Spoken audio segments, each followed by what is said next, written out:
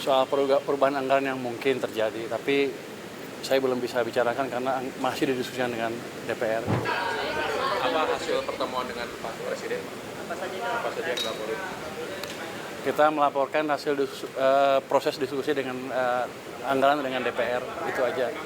Tapi ini kan masih diputuskan di DPR, jadi angka-angka masih didiskusikan, jadi belum putus. Tapi kita laporan progresnya seperti apa. Tapi tadi yang dilaporin kan soal anggarannya, bahannya atau Soal perubahan anggaran yang mungkin terjadi, tapi saya belum bisa bicarakan karena masih didiskusikan dengan DPR. tapi itu baru anggaran Kemenku aja Pak, bukan APBN keseluruhan. Dengan Presiden tadi, Nah, itu yang ke Presiden anggaran Kemenku aja atau APBN keseluruhan? APBN keseluruhan.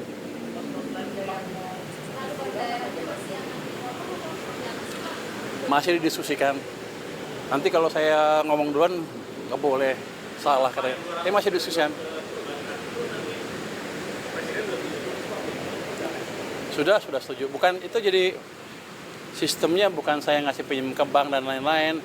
Ini seperti Anda naruh deposito di bank. Kira-kira gitu kasarnya. Nanti penyalurnya terserah bank. Tapi kalau saya pakai ya saya ambil. Tapi nanti diupayakan nanti penyalurannya ke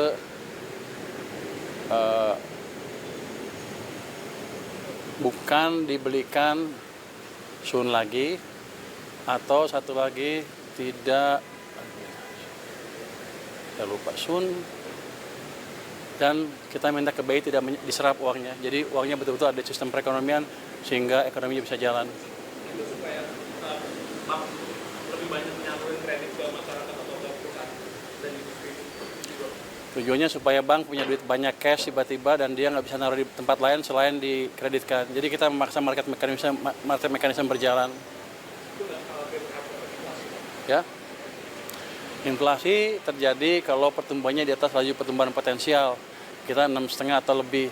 Kita masih jauh dari inflasi. Jadi kalau saya injek stimulus ke perekonomian, harusnya kalau ekonominya masih di bawah di 5%, masih jauh dari inflasi. Itu yang disebut demand pull inflation, dan itu masih jauh dari situ kita. Sejak krisis kan kita nggak pernah tumbuh 6,5%.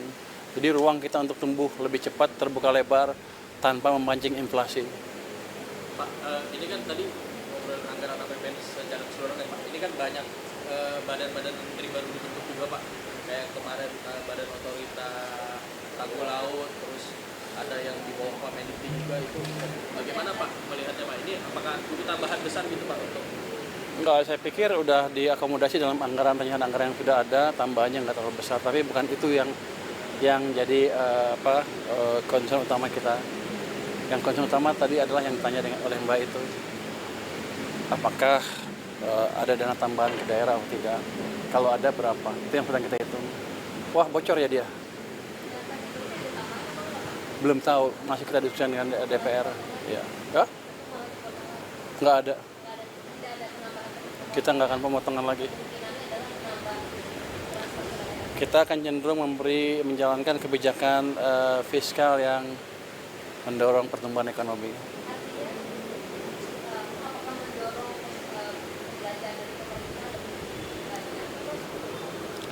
Bisa dua-duanya, bisa itu, dan yang penting adalah penyerapan anggarannya lebih baik dan manajemen cash-nya lebih baik sehingga tidak mengganggu kondisi likuiditas di sistem keuangan kita.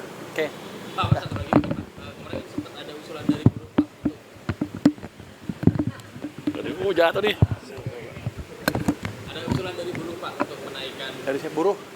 batas PTKP Pak, mungkin di reformasi pajak. Batas PTKP katanya sudah terlalu lama tidak naik dan sekarang sedangkan inflasi terus naik. Mungkin ada komentar soal ini nggak sih Pak? Kami belum membicarakan masalah itu, tapi jelas kalau ada masukan ke tim saya di Kemenkeu mungkin sedang didiskusikan. Tapi kan saya baru, belum semua laporan masuk ke saya. Nanti saya lihat seperti apa.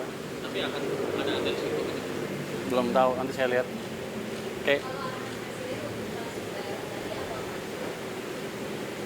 Arahan Presiden transfer daerah, ya sebaiknya kita akan diskusikan dengan parlemen dulu seperti apa jadinya. Itu jadinya. Makasih semuanya. Masih akan didiskusikan dengan parlemen, dengan DPR. Makasih semuanya ya. Terima kasih Pak. Assalamualaikum warahmatullahi wabarakatuh. Om Swastiastu, Namo Buddhaya, salam kebajikan. Yang terhormat pimpinan Komisi 11 dan anggota Komisi 11 DPR RI, kami akan menyampaikan paparan rencana kerja dan anggaran Kementerian Keuangan Pagu Anggaran tahun anggaran 2026. Ini Pak, kunjungan saya yang pertama sebagai Menteri Keuangan, betul Pak. Biasanya sebagai LPS. Kalau waktu ketua LPS saya katanya ngomongnya kayak agak koboi, sekarang nggak boleh saya baru merasakan dampaknya, rupanya beda. Jadi sekarang saya akan stick ke pidato yang sudah disiapkan oleh staf saya di sini, Pak. Jadi nggak ada session bebas lagi. Pak Menteri, boleh koboi tapi ada isinya. Siap. Makasih, Pak. Hadir bersama kami dari Menkeu pada hari ini adalah saya sendiri Menteri Keuangan, para wamen, ada 3 wamen di tempat kami, sekjen, irjen, para dirjen dan kepala badan, para staf ahli Menkeu, para pimpinan BLU atau Badan Layanan Umum dan jajaran, dan juga Anda siapa? Pak Sekjen kami, Pak. Dia suka protes kalau nggak disebut namanya, Pak. Harus khusus katanya.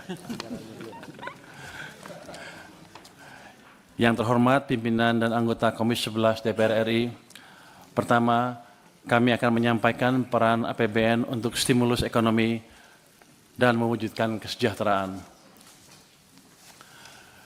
Yang terhormat pimpinan dan anggota Komisi 11 DPR RI, sebagai negara dengan sistem ekonomi terbuka yang selalu kita cermati dan kita pantau adalah dinamika perekonomian global dan dampak rambatannya kepada ekonomi domestik.